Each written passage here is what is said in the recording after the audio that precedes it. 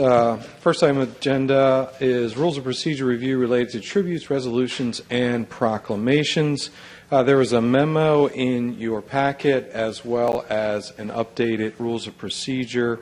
I'll go over the memo and then see if there's any questions or comments. Today we're going to review a request made by President Vincent related to the 2023 procedure. The updated rules that are listed in the rules of procedure were drafted by county staff and our legal team, and the copy was provided. It's probably helpful to provide some background related to the documents of recognition issued by the county council. Traditionally, we use three forms of recognition, including resolutions, proclamations, and tributes.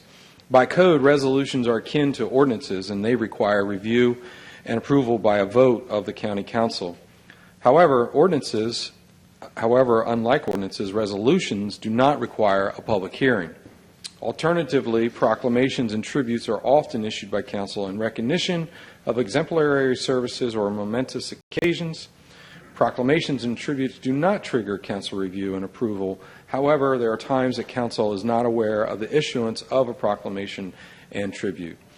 The amendment to the rules aims to address this potential issue. In previous years, the rules of procedure, there were steps to approve and issue a county council proclamation in Rule 11. However, references to proclamations were removed in Rule 11 back in 2017 to reflect the county's practices at that time. Moving forward, in this updated version, a new rule, Rule 11A, was added to keep this process by issuing proclamations and tributes separate from resolutions. And as you'll see, Rule 11A is very similar to Rule 11. The intent is to have all requests for proclamations and tributes be submitted in writing, and the staff will then circulate those requests to the entire county council. If a member wishes to have that request reviewed during a county council meeting, that member will ask to have it placed on a future agenda.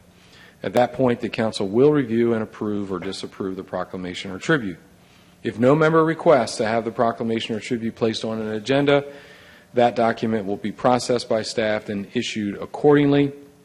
A new feature that staff included in Rule 11, it's in a Rule 11.3a, includes a reference to a new unique numeric series for all proclamations and tributes to identify the document and its content.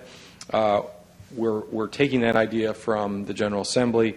When they issue proclamations, they do have a unique series number so that the tributes can be referenced and reviewed, and there is no other repeat of that number, so it lives with that unique identification. Okay, that's a quick summation of what we believe is the intent for this update, Mr. President. I'll pause there and see if there are any questions. Well, I did ask me to put on the agenda, and I thank you for doing that. I have done some research. I'm not done with that research yet. There's at least one thing I want to propose amending it to change this and add to it, an additional thing. But I would, at this point in time, like to have this deferred until I can get that research done and then come back with what the other recommendation would be. I'll second that. Quick question. Mr. Riley. This would not have any impact on the ability of a member to, say, write a letter, even on letterhead, directly from them to a group, or might it? Certainly not. Mm-hmm. No. Now, the rules of procedures don't, as currently written, do not reference letters from county council members. Even on county letterhead? That's correct. Okay, just clarifying. Can I ask a question? Mr. Schaefer. I know you have a motion on the table, but are you asking, just out of curiosity, what other, yes. the legislature, yes. Newcastle County, Kent County do? Yes.